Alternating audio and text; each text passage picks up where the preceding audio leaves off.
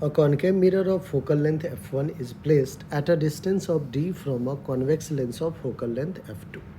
A beam of light coming from infinity and falling on this convex lens concave mirror combination returns to infinity.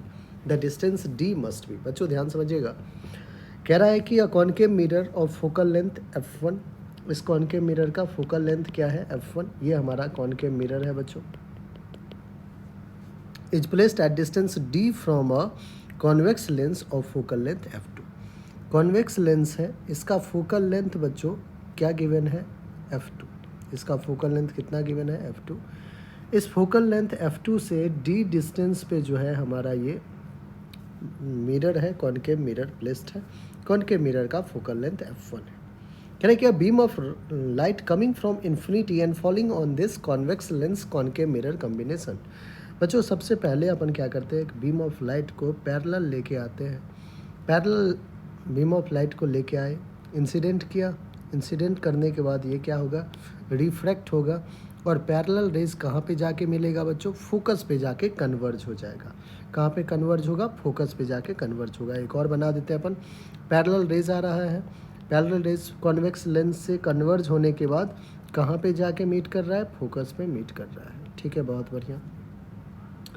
अब देखिए बच्चों, आप जब focus पढ़ रहे होगे लेंस में, जब आपने फोकस पढ़ा था तो आपने दो चीज़ें देखा था कि एक तो यहाँ पे मैं बनाता हूँ, यहाँ पे आपको कॉन्वेक्स लेंस का कॉन्सेप्ट अच्छे से आना चाहिए, तभी आप इस प्रॉब्लम को आगे फर्दर प्रोसीड कर सकते हैं.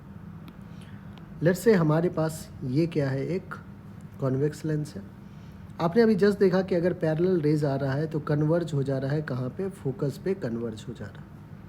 आपने ये भी पढ़ा है कि अगर हमारे पास, सपोज कीजिए अगर हमारे पास एक कॉन्वेक्स लेंस है, एक कॉन्वेक्स लेंस है, अगर यहाँ पे हमारा ऑब्जेक्ट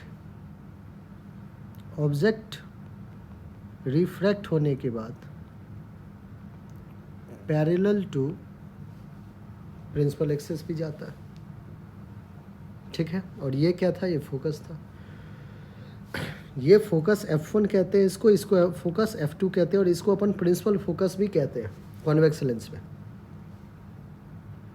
तो बच्चों अगर हमारा ऑब्जेक्ट फोकस पे इंसिडेंट कर रहा है, फोकस पे है, तो उससे जो रे रिफ्रैक्ट होगा वो इन्फिनिटी पे वापस पहुंच जा रहा है. आपको ये वाला केस फिर से यहाँ पे करना है बच्चों, इसलिए मैं सिखा रहा हूँ आपको. आपने पैरेलल रेज को लाया, इंसिडेंट करवाया, इंसिडेंट करने के बाद कॉन्वेक्स लेंस से कन्वर्ज होके ये इस पॉइंट पे जाके फोकस पे जाके कन्वर्ज हो गए. अब वापस आपको क्या करना है, इसको infinity, returns to infinity word use किया है. वापस आपको अगर यहीं पे इमेज बनाओगे तो ये वापस फिर से इन्फिनिटी पे चला जाएगा बच्चों, जो कि आपका केस नंबर 2. तो प्रिंसिपल एक्सिस में अगर हमें यहीं पे इमेज बनाना है तो अब रिफ्लेक्शन होगा फ्रॉम मिरर, जहाँ पे ऑब्जेक्ट है वहीं पे इमेज बनाना है. तो ये कॉनकेव मिरर तो एक ही केस में करता है कि when object is at centre of curvature, when object is at centre of curvature, when object is at center of curvature, image formed by concave mirror is at center of curvature C. Image कहाँ पे form होता है, centre of curvature C पे. तो बच्चों यहाँ से जो रे है उसको आपने भेजा कहाँ पे, मिरर पे.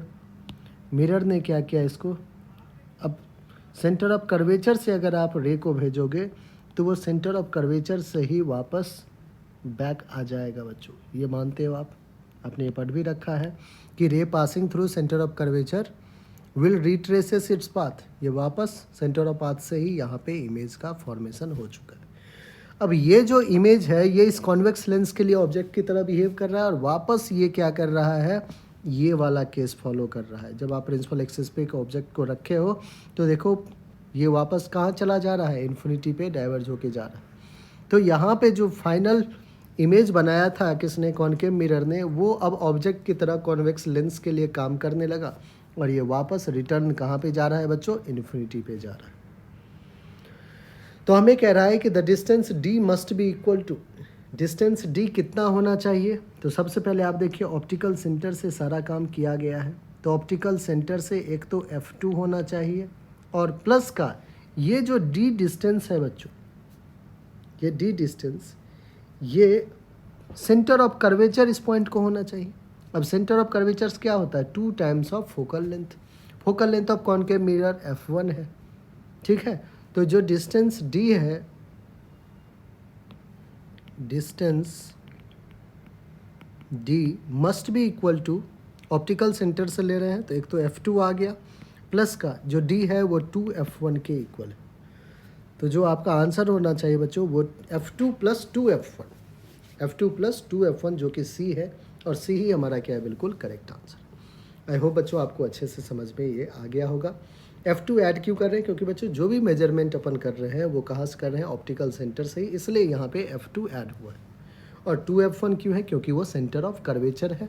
तो फोकल लेंथ का 2 टाइम्स जो है वो रेडियस ऑफ कर्वेचर होता है, तो रेडियस ऑफ कर्वेचर लिखना होगा हमें, है ना। तो ऑब्जेक्ट को हमें सेंटर ऑफ कर्वेचर पे ही लाना पड़ेगा, जिससे कि क्या हो, फाइनल जो रिफ्लेक्टेड रे हो वो इन्फिनिटी पे पहुंच जाए।